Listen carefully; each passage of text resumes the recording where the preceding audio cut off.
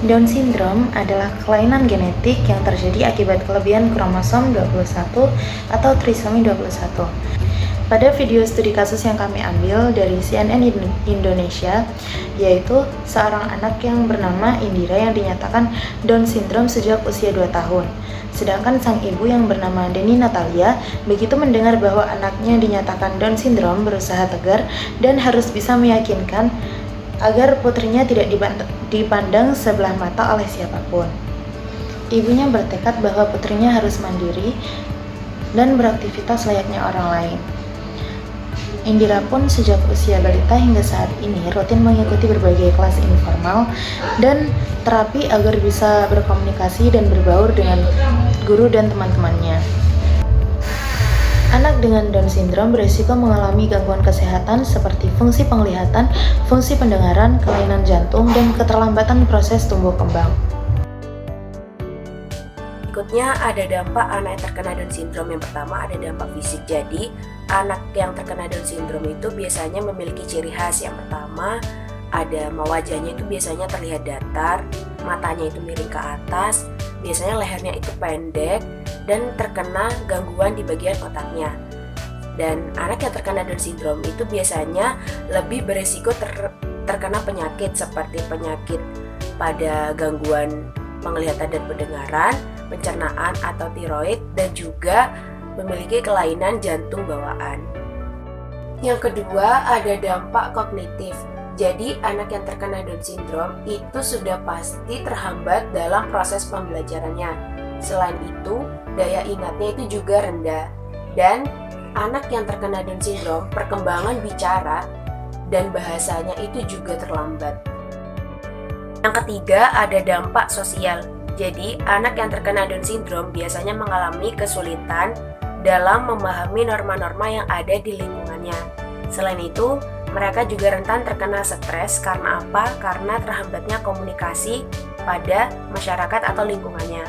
Nah, selain itu, anak yang terkena Down syndrome juga rentan terkena diskriminasi atau bullying di lingkungan yang tidak mendukungnya. Yang keempat, ada dampak pada keluarga. Nah, di sini maksudnya bukan hanya anak saja yang terkena dampak, melainkan keluarga-keluarga terdekatnya. Secara emosional, orang tua pasti mengalami sedih, cemas, bahkan shock kalau pada saat itu ternyata didiagnosis anaknya terkena Down syndrome. Yang kedua, secara ekonomi. Anak yang terkena Down syndrome otomatis melakukan terapi-terapi rutin dan biayanya itu sudah pasti mahal. Yang ketiga, secara sosial. Jadi orang tua yang memiliki anak Down syndrome merasa terisolasi apabila lingkungannya itu tidak sesuai atau tidak ada yang mendukungnya. Baik, selanjutnya ialah faktor penyebab. Ada beberapa faktor penyebab Down syndrome tersebut. Yang pertama ialah trisomi 21. Trisomi 21 adalah faktor penyebab paling umum dari Down syndrome, menyumbang sekitar 95% kasus. Secara normal, setiap sel manusia memiliki 23 pasang kromosom atau total 46 kromosom. Pada individu dengan trisomi 21, terjadi kondisi di mana ada 3 salinan kromosom 21 di setiap sel tubuhnya, bukan 2 salinan seperti biasa. Kelebihan materi genetik inilah yang mengganggu perkembangan normal tubuh dan otak, menyebabkan karakteristik fisik dan keterlambatan perkembangan yang terkait dengan Down syndrome. Kondisi ini biasanya terjadi karena pembelahan sel yang abnormal selama perkembangan sel sperma atau sel telur. Yang kedua, usia ibu saat hamil. Usia ibu saat hamil merupakan faktor paling risiko yang signifikan. Semakin tua usia ibu saat hamil mengandung, terutama di atas 35 tahun, risiko memiliki anak dengan Down syndrome akan semakin tinggi. Yang ketiga, kekurangan asam folat. Beberapa ahli berpendapat bahwa kekurangan asam folat pada ibu hamil dapat menjadi faktor pemicu Down syndrome. Asam folat berperan penting dalam pembentukan kromosom. Penurunan metabolisme asam folat dapat memengaruhi pengaturan kopi genetik yang penting untuk pembentukan kromosom yang benar. Oleh karena itu, asupan asam folat yang cukup sebelum dan selama kehamilan sangat dianjurkan. Yang keempat, faktor lingkungan.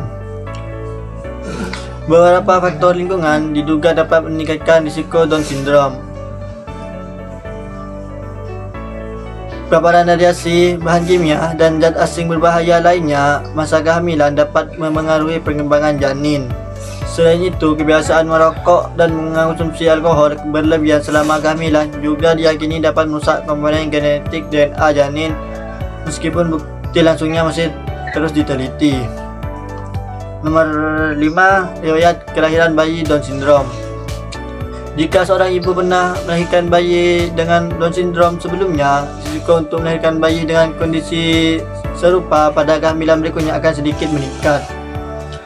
Meskipun persentase peningkatannya cenderung rendah sekitar 1%, ini menunjukkan adanya kemungkinan predisposisi genetik atau faktor lain yang berulang.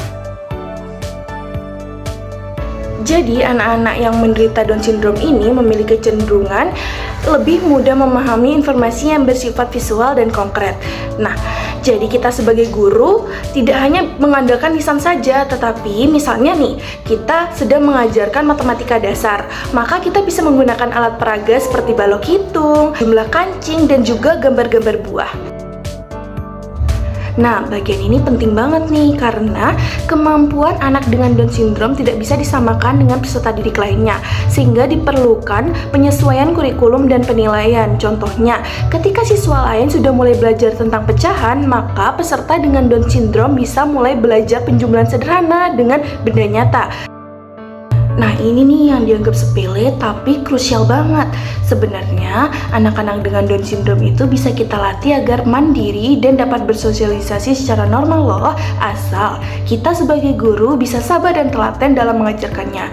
Contohnya, kita tempatkan anak Down syndrome berkelompok dengan siswa lainnya dalam mengerjakan puzzle, teka-teki, dan lain sebagainya.